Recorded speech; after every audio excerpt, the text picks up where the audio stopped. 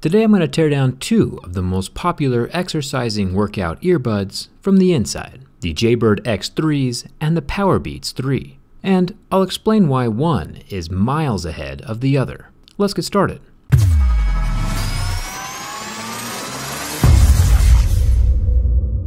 Now the Powerbeats 3 are pretty famous. If you haven't heard of Beats or seen the Beats logo before, you might be living under a rock. Beats spend some pretty major money on mainstream advertising, but that doesn't always mean they have a good product. The Jaybird X3s retail for half of what Beats cost, but aren't as heavily advertised. These are more of an inside-your-ear design, and I've been using my pair for the last 6 months or so, and I'm happy with them. I switched to the X3s after 3 different sets of Beats earbuds died on me over the course of 1 year. So let's analyze the construction and build quality to find out why all of my Beats headphones couldn't last as long as one Jaybird. Breaking into the Jaybird X3s is rather difficult. Everything is very securely molded shut, which is a good thing for workout headphones. It will keep sweat, rain, and water from destroying the internal circuitry. After shaving apart the headphones for a good while, I was able to separate the speaker from the battery. These have an advertised 8-hour battery life, and I would regularly get about 6 or so out of mine, more than enough to be convenient. I could charge them up every few workouts and be just fine. The speaker itself is pretty small, surprisingly small, which might be why the battery is able to last so long. The volume and power controls are usually where wireless headphones start failing.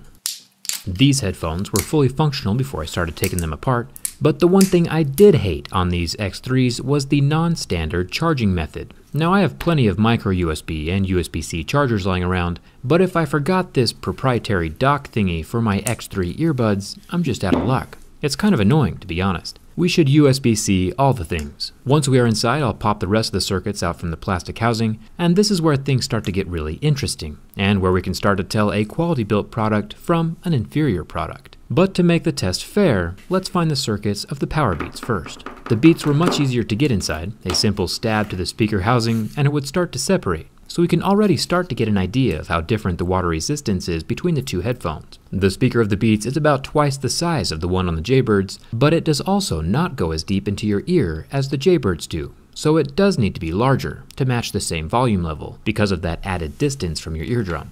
Beats advertises a 12-hour battery life on these things, and I would regularly get about 4 or 5 hours out of it. Not good at all. The speaker cones of both headphones are made from the plastic rubber combination, so that's good. It's the same style that we saw inside of the Apple AirPods. But we still need to find the circuitry. Inside the volume controls of the Beats, we find the first fatal flaw, and one of the reasons why my first sets of Beats died. This section isn't water resistant. Moisture can easily seep inside of these little holes in the housing and corrode the connections. My volume up just stopped working on one of my sets entirely. And that's kind of an important button. The rest of the circuits are inside the earbud housing next to the micro USB charging port, easy enough to open up. There is no rubber ring around the charging port hole like we see on cell phones, which means that moisture could very easily get inside from multiple locations. I'll show you why that's a bad thing. Popping the circuit board completely out of the plastic housing, I'll drip a few drops of water onto the board, and you can see how the droplets cling to the surface. Water and electronics do not go well together.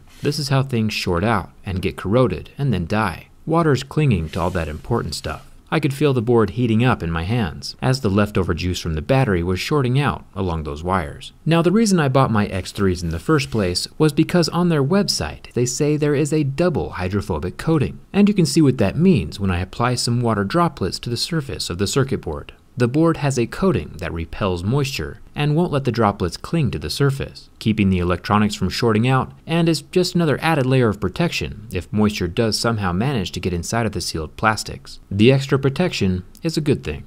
Beats, on the other hand, do not have that hydrophobic coating, nor is the body well sealed. It also has a terrible battery life and is twice the price, so I would just stay away from Beats altogether. Jaybird has built a quality water-resistant product, and I would almost go as far to say it's waterproof. And instead of spending millions on advertising, they just pass those savings on to their customers. And shockingly enough, even this pair is somehow still alive. You can tell by the overexcited female voice, "Power on," announcing how much battery percentage is left. "Battery 60%.